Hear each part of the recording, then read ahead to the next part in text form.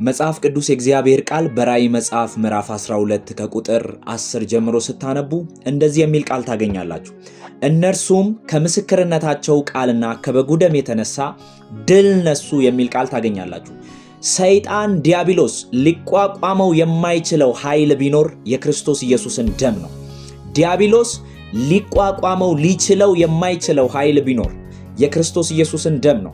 የኢየሱስን ደም በህይወታችሁ ላይ መጥራት ስትጀምሩ፣ የኢየሱስ ክርስቶስን ደም በህይወታችሁ ላይ በእምነት ማወጅ ስትጀምሩ፣ የትኛውም ተጽዕኖ፣ የትኛውም እስራት፣ የትኛውም የጨለማ ኃይል ከህይወታችሁ ላይ መራገፍና መውደቅ ይጀምራል።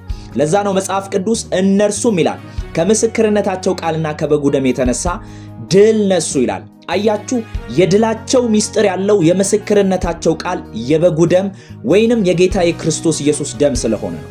ስለዚህ አሁን በተለያየ ተጽዕኖ ውስጥ፣ በተለያየ ፍርሃት ውስጥ፣ በተለያየ ጭንቀት ውስጥ ያላችሁ በእምነት ይሄንን ደም በላያችሁ ላይ ማወጅ ጀምሩ። የዛን ጊዜ ፍርሃት ለቋችሁ ይሄዳል። የዛን ጊዜ ጭንቀት ለቋችሁ ይሄዳል። የዛን ጊዜ ማንኛውም የጨለማ ተጽዕኖ ከናንተ ላይ መራገፍ ይጀምራል። ይሄንን ቪዲዮ እያያችሁ ያላችሁ ወንድምና እህቶቼ ቤትም ስፍራ ልትሆኑ ትችላላችሁ። አሁን እኔ በእናንተ ላይ የክርስቶስ ኢየሱስን ደም አውጃለሁ። ጭንቀት ለቋችሁ ይሄዳል። ፍርሃት ለቋችሁ ይሄዳል። ማንኛውም የጨለማ ተጽዕኖ፣ ማንኛውም የጨለማ ቀንበር፣ ማንኛውም የጨለማ ኃይል ልባችሁን ያስጨነቀ ለቋችሁ ይሄዳል። በእምነት አሜን እያላችሁ ተቀበሉ። ባላችሁበት ስፍራ የክርስቶስ ኢየሱስን ደም አውጃለሁ። ነፃ የሚያወጣ ቀንበርን የሚሰብር እስራትን የሚሰብር የክርስቶስ ኢየሱስን ደም በላያችሁ ላይ አወጅኩኝ። ነፃ መውጣት ይሁንላችሁ። ነፃነታችሁን ተቀበሉ። ፈውሳችሁን ተቀበሉ። ጤንነታችሁን ተቀበሉ።